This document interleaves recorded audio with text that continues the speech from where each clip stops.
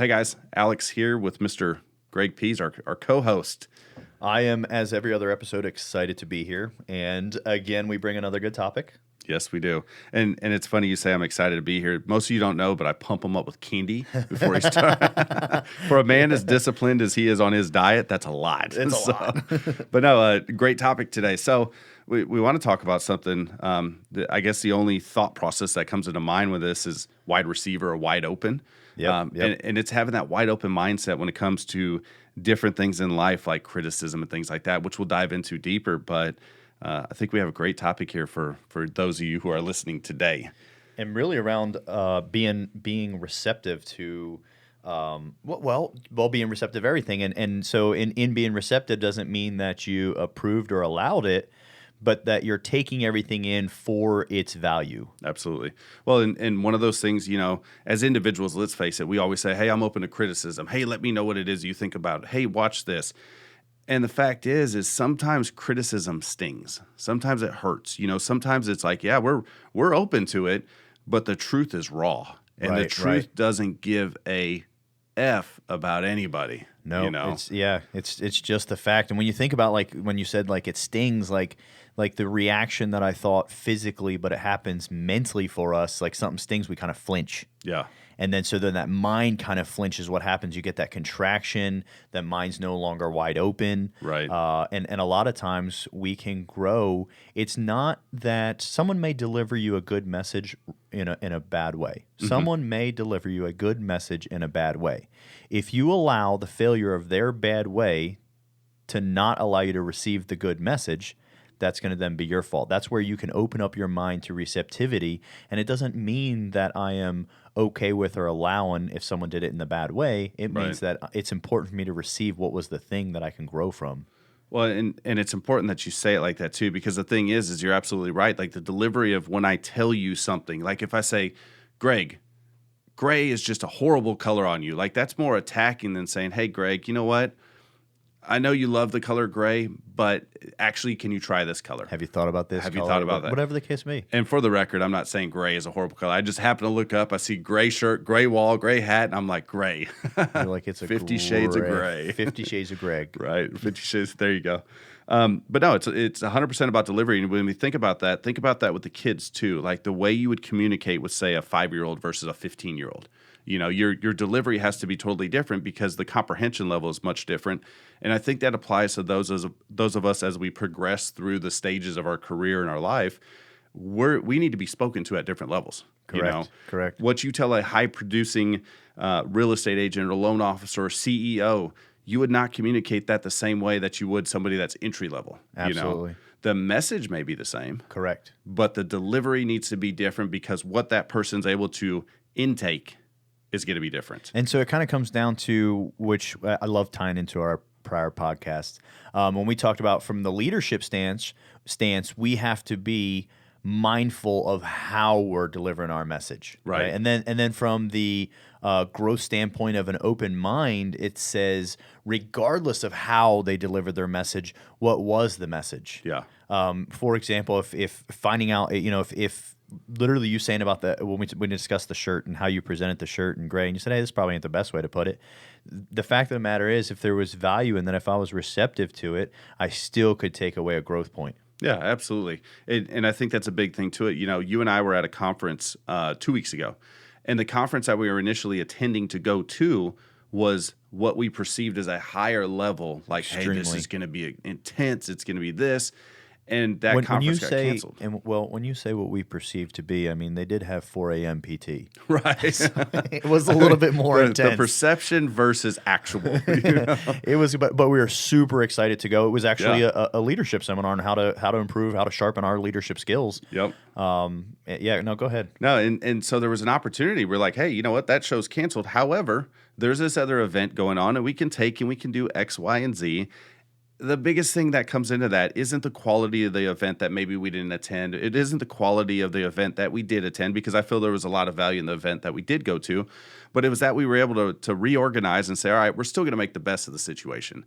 The fact is, we're going to be there. We're going to utilize this time in a way that is still going to deliver a product that I think it was a great product. I don't know if you saw the videos or not. So yeah, no, absolutely. Yeah. It was outstanding. It was impressive. It was good. But it was good. But if we would have hung our heads for the event that didn't come to fruition, we would have missed all these other opportunities. Exactly. We wouldn't have had that open mind. We wouldn't have been receptive of what was still to come. Right. And the fact of the matter is, I mean, it was literally what it was supposed to be. We got so much more done, and in the future we'll still go to another muster. Oh yeah, for sure. And that event that we did attend, there was so much value that was brought out of that. Now, saying that is the other side, whereas if we would have walked in that event and been like, oh, this is going to suck, you know. It would have. It would have. Absolutely. It would have delivered exactly what we expected. That was a horrible event. But the fact is we were able to, I mean, you were able to connect with some people, you know. And a lot of people, yeah. Right. And ways to enhance what it is we do on a day-to-day, you know. Take a credit repair, for example. You were able to connect with the person that actually helped one of your clients, and you were able to put a face with the name and realize that, hey, this is what this person does. So let me take us on a little tangent real quick. That was really, really cool. That person, probably only a week or two prior, I had a client of mine utterly bragging on this credit repair specialist that you had connected them with. Right. And so lo and behold, here we are in Dallas, and I actually happened to meet her face to face. It was really cool getting to have that experience of where a client had bragged on her, and then I'm there to meet her and make a personal connection and obviously know her service through the reputation of my clients. Yeah. Yeah. Well, and that's something that's a relationship now that you can tap back into it. If you had another client that needed that situation, you can say, hey, Jana, this is XYZ. Hope you're doing well. You know, very nice meeting you in Dallas, blah, blah, blah. I mean, you've just opened yourself to another relationship that can help you achieve the goals that you're after. You Absolutely. know, another thing we want to talk about, and this is something you brought up, and I thought there was a ton of value in you bringing this up, and that is kind of the passive way to approach people. You know, we brought up I believe you said the late thing. And, you know, you have a person that's consistently late, and you go, and as a boss, you may walk in and say, hey, man, you're always late. You know, what's going on? Yeah. Versus the buddy that's like, you are always late. You know, it's just it's a passive way to go through, and you're affirming that there's an issue. It's whether that person is perceptive and receptive of that message without having to be direct.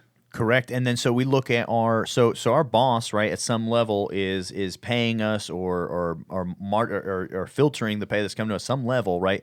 So that person is they have demands, that expectations that have to be met in order for you to maintain that relationship. Of course, when we go to friends, we don't owe our friends anything and they don't owe us anything. So a lot of times when they say that little nudge on the shoulder, dude, you're always late, we laugh about it. Ha, yeah, we're always late. If we allowed ourselves that open receptivity, right? Because most of us say, such and such delivered the message wrong. They were so mean about it. Yeah. Well, what about our friends that are like the other side of the spectrum and super nice about it? There's still value. Like they are telling you in the rawest and nicest form what your ad values can be if you were to choose to pay attention to them. They're literally validating what other people are seeing. You know, that's what's crazy. And again, you know, as individuals, if your boss says it versus your friend, like that should hit to the core. Right. You know, your boss is there to manage you. And for those of you, I want to clarify, there's going to be people listening that are like, I don't have a boss. I am the boss. The fact of the matter is, do you have a family? Because if you do, the wife and kids or husband and children that you leave at home every day to go run your own business, if you're wasting your time you're wasting your time, what do you think they'd be saying? What do you think if your boss, husband or wife, kids, daughter, whatever, was standing over you watching you play some video game, you know, on your cell phone for 2 hours when you're literally out there trying to collect a check? Bingo. You know? Strengthening them thumbs, scrolling. Right, exactly. Clash of Clans, level 10,000. I don't even know if that's a thing, but the fact is, like, literally put yourself in that mindset that, hey, if my significant other was standing over my shoulder, seeing me do this, would they think that's an appropriate usage of my time, or would I be better off sitting on the couch with my family? Right. You know? Well, and that even gets into, of course, holding ourselves accountable, but being receptive to blame. Yeah, absolutely. Realizing how we are, if we're receptive to things that aren't optimal in our life, if we can figure out what is our piece in that puzzle, right? Because then we can change that piece. Well, and the other thing, the last thing I kind of want to, well, there's two last things. So I guess it's not the last thing. It's the last thing of the thing before last. um, owning your mistakes. The fact of the matter is it's very easy to cast blame. It's very easy in a mortgage process, for example, for me to be like, you know what, Greg, man, processing dropped the ball on this. And I don't know why, but it's processing's fault. That may sound good, and easy to the individual that's used to receiving excuses. To somebody that's going to go ahead and let you take a toll pass on this one and say, you know what, we'll let him blame this person. But in actuality, for a seasoned individual like yourself, if I'm blaming the processor, your first response is, why didn't you have eyes on it? Why weren't you tracking that? Doesn't that processor work with you? Isn't that processor on your team? Why weren't you keeping track of it? So isn't it much easier for me to come to you and say, hey man, I sent this to processing. I lost track of it. This issue popped up. I should have kept eyes on it. I apologize. Here's what I'm going to do to fix it next time.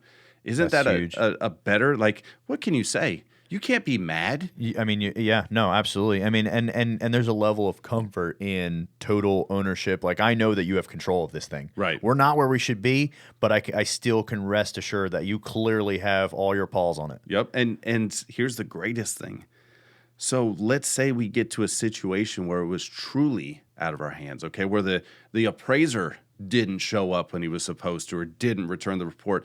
Then the next time something happens, I say, look, man, here's what happened. The appraiser actually didn't arrive on time or whatever the case. It's understood. It's known. Yeah, you look at it and you're like, you know what? I know he takes blame and for everything that's within his control. This has to be something out of his control. So I accept that as the response of why this didn't happen. How can we fix this next time? Right. That's a very different level. And I think that as we progress in our careers, we see that and we say, hey, you know what?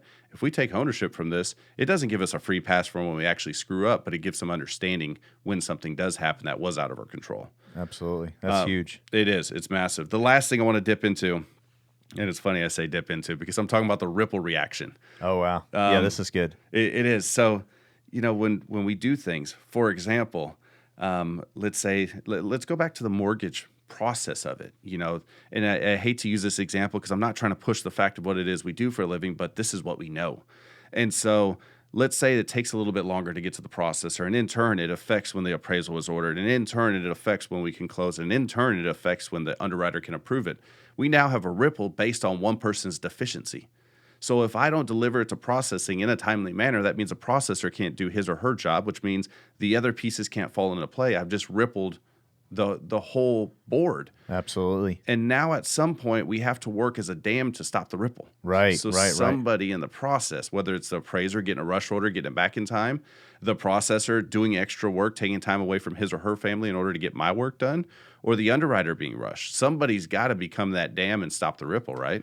And kind of tying all this together, or not kind of literally tying all this together, we start with being receptive, being wide open, that open mind. First and foremost, when we've all known someone and maybe we've done it ourselves once or twice, walking down a path that we got our sights set on, and people are like, hey, maybe shift left a little bit. Nope, got it. Hey, maybe shift left. Nope, got it. Right. And so first we weren't receptive, right? And then we didn't allow ourselves to take ownership take responsibility of problems. And the last and final product is we create massive ripples for others. Yeah, And absolutely. we create this atmosphere. Now these other people are disgruntled at some level because we didn't perform. Right.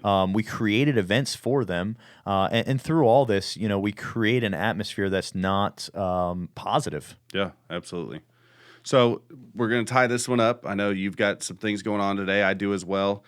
We hope that everybody that's listening to this obviously has a Merry, Merry Christmas. It's Christmas today, technically. The day it's released, this is Christmas. So happy Christmas. Merry Christmas. Merry Christmas, everybody. Any closing thoughts? My closing thoughts for today, based upon 2 ears and one mouth. We're going to get a lot further. The stupid saying, listen twice as much as you speak. Sorry to be so cliche on you. We're going to get a lot further, believe it or not, through receiving than we are giving. And it's in opposition of Christmas spirit, right? Christmas, giving up, right? It's opposite. But when it comes to you, literally take in twice as much, and because what we're giving out a lot of times is just hot air. Yeah. It doesn't have value, doesn't have weight to something. So pause for a minute. There's a lot of people around us that are giving us, take in the value of what they're giving us. That's pretty heavy too, especially on a day that's known for the exact opposite of what you're talking Absolutely. about. Like if you're listening to this, one thing I want to toss in for the ripple that we're talking about, share this with somebody. Today's the day of giving, the day of receiving. So share this podcast. If you think there's an individual out there that'll benefit from it, literally maybe that person that you nudge and say, hey man, you're always late. Yeah. Maybe this is appropriate to share with them. Also, let us know the way we can give back best to you. Maybe leave some comments on what it is that you're looking for to get out of this show. Want to thank everybody for tuning in. Hope you and your family are having a safe and joyful holiday, or as we call it around here, Christmas. Not to offend my Jewish friends, Yeah, that's right. But we hope you're having a great holiday. We look forward to talking to you soon.